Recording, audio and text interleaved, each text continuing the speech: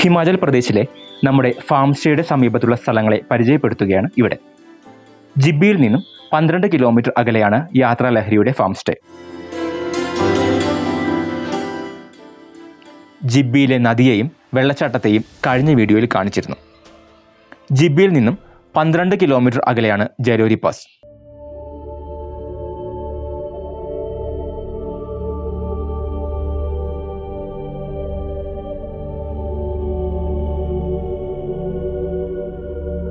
(10,500 അടി ഉയരത്തിലുള്ള പ്രദേശമാണ് അത്.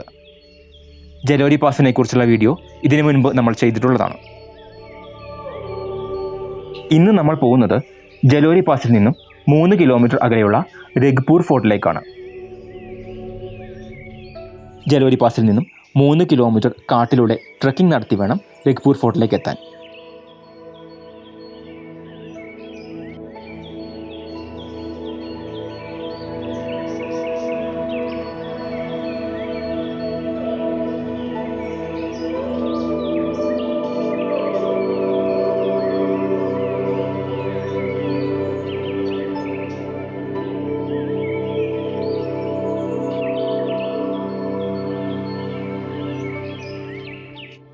ഓക്കുമരങ്ങൾ നിറഞ്ഞ കാട്ടിലൂടെയുള്ള യാത്ര നല്ലൊരു അനുഭവമാണ്.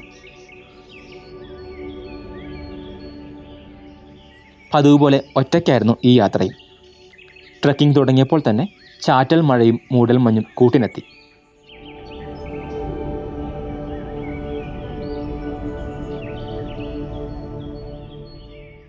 ഓഫ് സീസൺ ആയതുകൊണ്ടാവാം 3 കിലോമീറ്റർ വനയാത്രയ്ക്കിടയിൽ ഒരു മനുഷ്യനെ പോലും കാണാൻ കഴിഞ്ഞില്ല.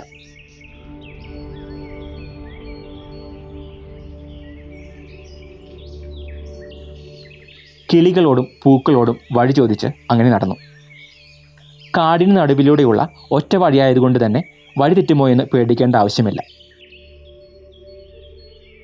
മഴയെ പ്രതിരോധിക്കാനുള്ള മാർഗങ്ങൾ കുടയോ റെയിൻകോട്ടോ ഒന്നും തന്നെ കൈവശമില്ലായിരുന്നു. അതുകൊണ്ട് തന്നെ മഴയെ മുഖത്തേറ്റു വാങ്ങിക്കൊണ്ടായിരുന്നു മലകയറ്റം.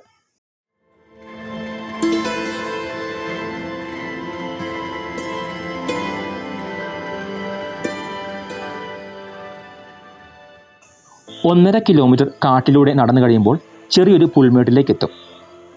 ചായയും ലഘുഭക്ഷണവും എല്ലാം കിട്ടുന്ന 1-2 ഭക്ഷണശാലകളുണ്ട് അവിടെ.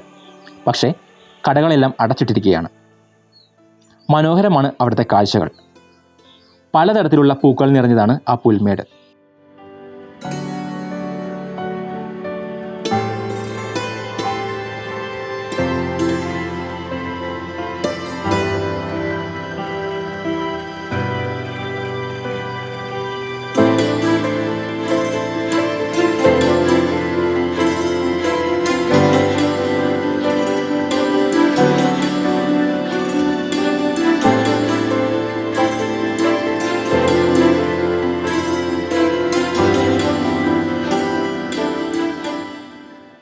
ജൂലൈ ആഗസ്റ്റ് മാസങ്ങളിൽ ഹിമാചലിൽ പൊതുവെ ശക്തമായ മഴയായിരിക്കും.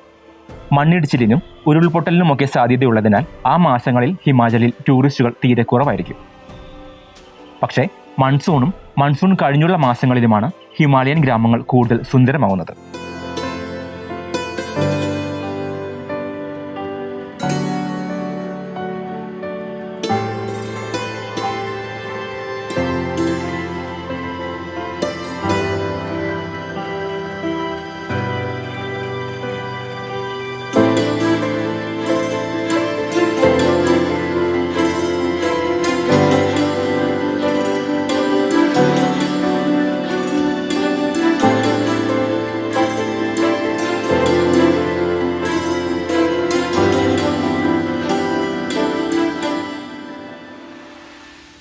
സൂക്ഷ്മജീവികൾ മുതൽ പലതരത്തിലുള്ള സസ്യങ്ങളും പക്ഷികളും വന്യമൃഗങ്ങളും ഉൾപ്പെടെ ജൈവവൈവിധ്യത്തിൻ്റെ കലവറയാണ് ഈ കാടുകൾ. പശ്ചിമഘട്ടവും ഹിമാലയവും എന്നെ ഒരിക്കലും മടുപ്പിക്കാറില്ല. അവിടുത്തെ ജൈവവൈവിധ്യമാണ് അതിന് കാരണം. പർവ്വതങ്ങളുടെ ഭൂമിശാസ്ത്രം അനുസരിച്ച് ഹിമാലയത്തിന് പശ്ചിമഘട്ടത്തേക്കാൾ പ്രായം കുറവാണ്.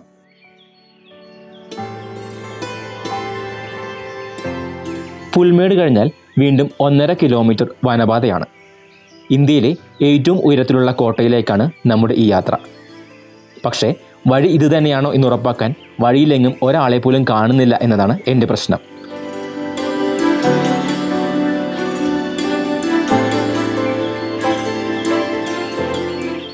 വളരെ സാവധാനത്തിലാണ് എൻ്റെ മലകയറ്റം.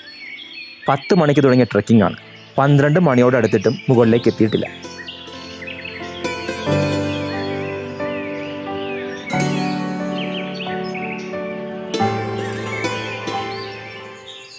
മൂന്ന് കിലോമീറ്റർ കാട്ടിലൂടെ മലകയറി ചെന്നെത്തുന്നത് വലിയൊരു പുൽമേട്ടിലേക്കാണ്.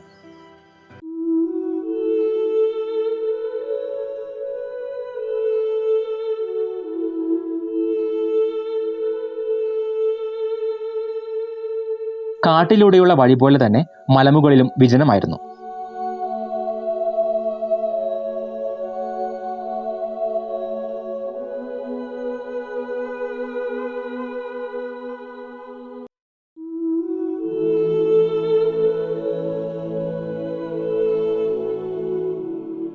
പൂക്കളും കോടമഞ്ഞും നിറഞ്ഞ മലമുകളിലെ കാഴ്ചകൾ സുന്ദരമാണ്. ഒരാൾ പോലും ഇല്ലാത്ത ആ മലമുകളിൽ വെറുതെ കുറേ നേരം ചുറ്റിത്തിരിഞ്ഞു.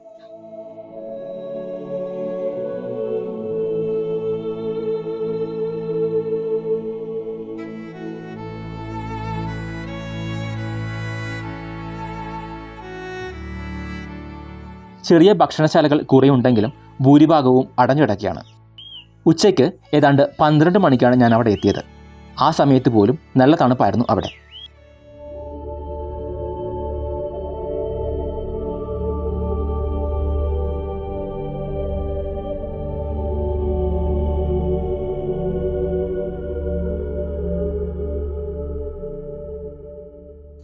പുൽമേട്ടിലൂടെ വീണ്ടും 1/2 കിലോമീറ്റർ കൂടി നടന്നാൽ മലമുകളിൽ രഘ്പൂർ കോട്ടയുടെ ഭാഗങ്ങൾ കാണാം.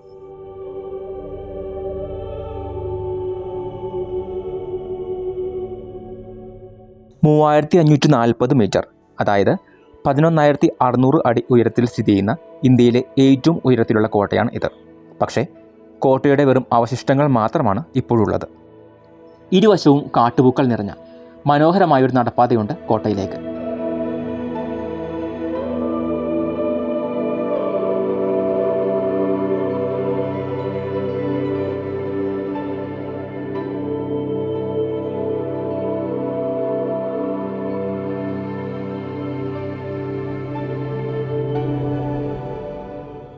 നടപ്പാതയിലൂടെ പടികൾ കയറി ചെല്ലുമ്പോൾ കോട്ടയുടെ അവശേഷിപ്പ് മാത്രമാണ് കാണാൻ കഴിയുക.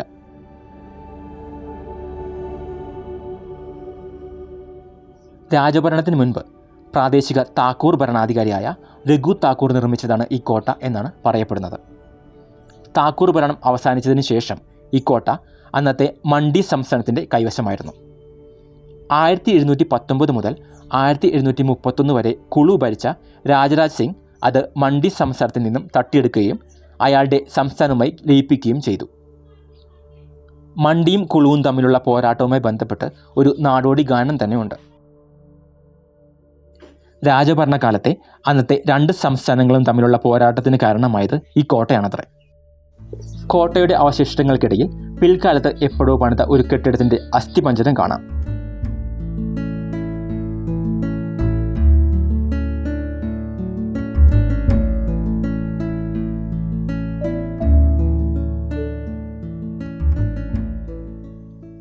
താഴെ പുൽമേട്ടിൽ വെളുത്ത പൊട്ടുകളായി കാണുന്നത് മേഞ്ഞു നടക്കുന്ന ചെമ്മരിയാടുകളാണ്.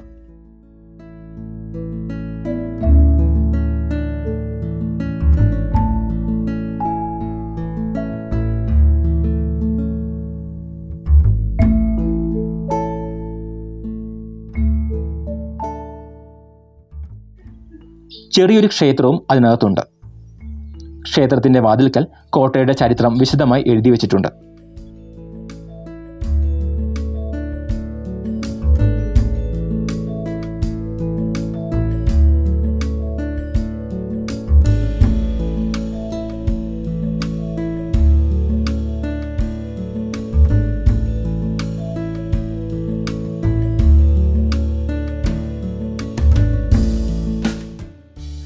ഈ മലമുകളിലെ കാഴ്ചകൾക്ക് മറ്റൊരു പ്രത്യേകത കൂടിയുണ്ട്.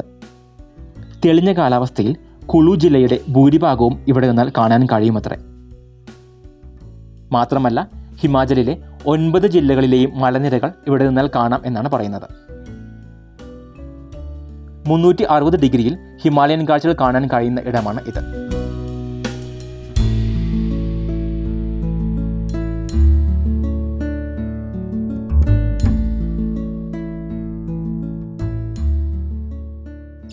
കാലാവസ്ഥ ഒട്ടും തന്നെ എനിക്ക് അനുകൂലമല്ലായിരുന്നു. കുളു ജില്ല പോയിട്ട് തൊട്ടടുത്തുള്ള മലനിരകൾ പോലും കാണാൻ കഴിയാത്ത വിധം മൂടൽമഞ്ഞായിരുന്നു. പക്ഷേ 11,000 അടി ഉയരത്തിൽ നിൽക്കുമ്പോഴുള്ള അനുഭൂതി പറഞ്ഞറിയിക്കാൻ കഴിയില്ല.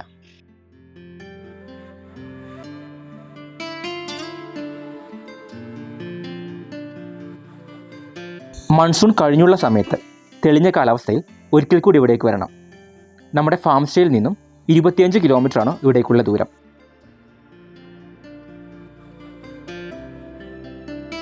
ഇവിടെ മലമുകളിലെ ഭക്ഷണശാലകളിൽ താമസിക്കാനുള്ള സൗകര്യം ചെയ്തു കൊടുക്കുന്നുണ്ട്. ടെൻറ്റുകളിലോ അല്ലാതെയോ ഇവിടെ താമസിക്കാം. നമ്മുടെ ഫാം സ്റ്റേയിൽ താമസം ബുക്ക് ചെയ്യാനുള്ള നമ്പർ താഴെ കൊടുക്കുന്നുണ്ട്.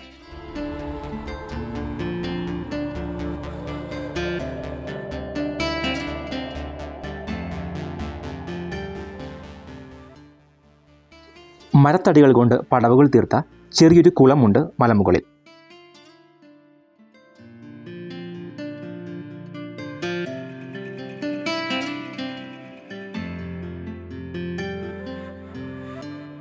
നൂറ്റാണ്ടുകൾക്ക് മുൻപ് പണിത ഈ കുളത്തിൽ ഏത് കൊടിയ വേനലിലും വെള്ളമുണ്ടാവുമത്രേ.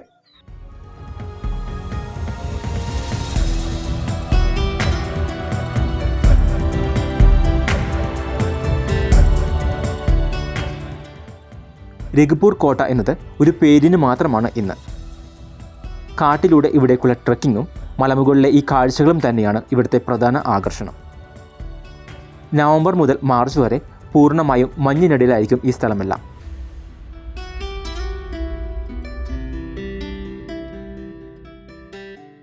കോട്ടയിൽ നിന്നിറങ്ങി തിരിച്ച് പുൽമേട്ടിലേക്ക് എത്തിയപ്പോഴേക്കും മൂടൽമഞ്ഞ് മുൻപത്തേക്കാളും ശക്തമായി.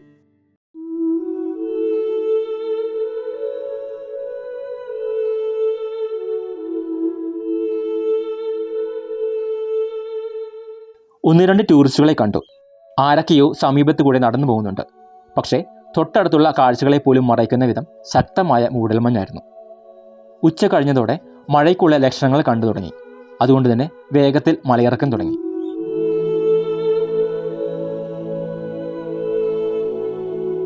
ഉച്ച കഴിഞ്ഞ് 3 മണിയായിട്ടുള്ളൂ. പക്ഷേ കാടിനകത്ത് ഇരുട്ട് പടർന്നു തുടങ്ങി. ജലോരി പാസിൽ നിന്നും എതിർദിശയിൽ 5 കിലോമീറ്റർ മല കയറിയാൽ സെറോൾസർ തടാകത്തിലേക്ക് എത്തും. തടാകത്തിലെ സുന്ദര കാഴ്ചകളാണ് അടുത്ത വീഡിയോയിൽ. കാത്തിരിക്കൂ.